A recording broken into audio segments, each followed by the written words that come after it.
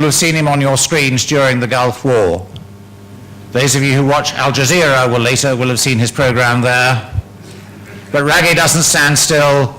He is now with Channel 4 at ITV as their International Affairs Director. He's a very interesting fellow because he knows an awful lot about two different cultures, the British culture and the Somaliland culture.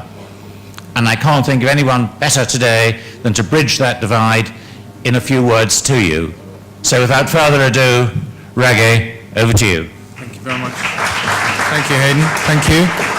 Thank you for those very kind words. Your Excellencies, First Lady, honored guests. It's a great privilege just to try and say a few words, because I speak to you not just as a reporter and a documentary filmmaker who has covered the region and Somaliland, but as someone who has a very personal stake in the country, not only just coming from there, but having family living and working there. I remember first going back to Hargeisa. It was shortly after the Civil War had ended. I was just starting out in journalism. I'd finished at university, had a 3-month traineeship at the BBC. I went to Addis Ababa and made that journey by bus from the refugee camps in Dul'ad, just across the border, and went over with refugees to a city that was quite, the only way to describe it was completely destroyed. There was barely a building that didn't look like sort of Swiss cheese with holes right the way through it.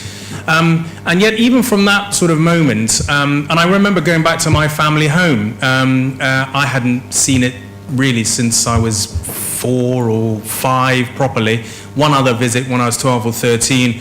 Walked in and there was a family just living there who'd lost their home and sort of was squatting in our sort of house. I think they got quite worried when they saw me. I thought they thought I'd come to drive them out, but I reassured them, don't worry, you can stay. But I think the most important thing is that from that time, when Somaliland really had to pick itself up from beyond nothing actually, there was very little. There was a drive and a determination and a sense of pride amongst the people to make a real success. It was almost a blank slate, which a lot of other countries in sub-Saharan Africa have never really sort of had. It was, everything was a blank slate and everything had to be rebuilt. Fast forward today to this conference and you see, some people who weren't even born at the end of the Civil War today, who have gone to university here and keen in the diaspora to try and make a difference back in their own country, and people who themselves had fought in that Civil War and are now businessmen or doctors or entrepreneurs trying to continue that. And I think it's very important, this kind of meeting, and it's been long overdue, simply because you're quite aware when you're in Somaliland of the huge human potential and potential of the country, not only just in its people, but in its vast untapped sort of resources. But often there isn't the real basis for making contacts and inroads and networks with people in the international commercial community.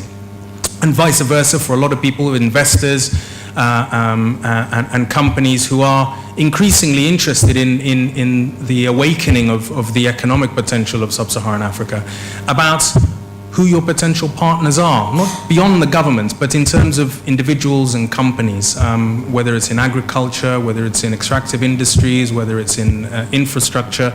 And I think what is remarkable here in feeling the energy is that it's an opportunity for both those worlds to actually see there are people with the same aims as them and with the same desire to actually build and, let's not mince words, to actually create wealth. And I think that this should only just be the start of what I hope will be many other such conferences that enable people from both the Somaliland and Somaliland diaspora and international companies and investors to see that they have like minds and a similar vision. And I also would just say, going back and putting my journalistic hat on, is that I've walked away from many different societies where you'd think that the level of upheaval and